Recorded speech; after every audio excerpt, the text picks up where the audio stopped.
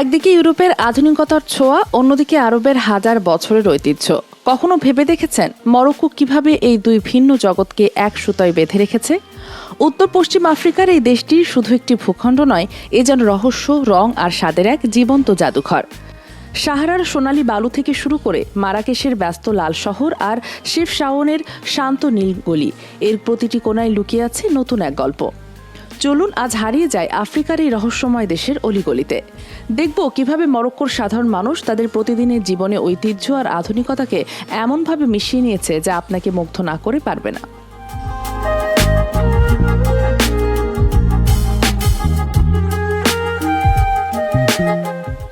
মরক্কোকে যদি সত্যি বুঝতে চান তবে এর শহরের হৃৎপিণ্ডে আপনাকে ঢুকতেই হবে, আর সেই হৃৎপিণ্ড হলো মারাকেশ।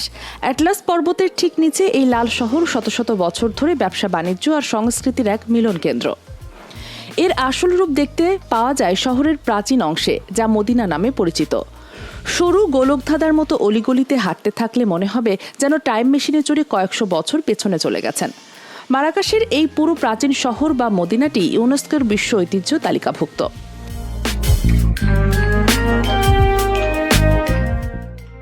একদিকে যেমন চোখে পড়বে পুরনো স্থাপত্য আর অসাধারণ কারুকার্য, তেমনি গলির বাঁকে দেখা মিলবে আধুনিক ক্যাফে আর দোকানের, যেখানে ইউরোপীয় প্রভাব স্পষ্ট।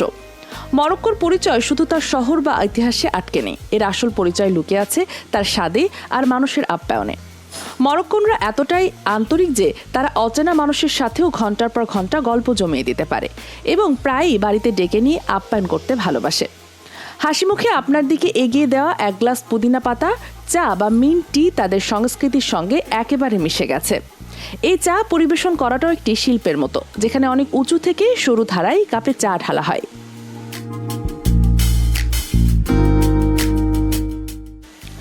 ধর্মর ঐতিহ্য মরক্কানদের জীবনের সাথে এমনভাবে জড়িয়ে আছে যা আপনি পদে পদে অনুভব করবেন। রমজান মাসের প্রতিচ্ছবি ফুটে ওঠে সবচেয়ে সুন্দরভাবে।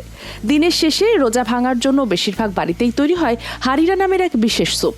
টমেটো, ডাল আর ছোলা দিয়ে বানানো এই স্যুপ রোজার পর শরীরে দ্রুত শক্তি যোগায়।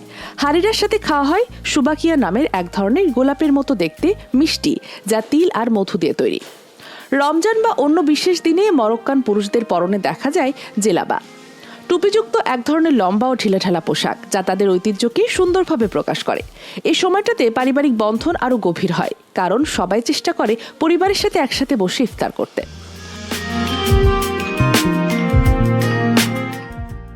মরক্কোর একদিকে যেমন রয়েছে ক্লাসাব্লাঙ্কার মতো আধুনিক শহর, যেখানে জীবন দ্রুত, তেমনি অন্যদিকে রয়েছে গ্রাম্য জীবন, যেখানে সময় যেন থমকে আছে।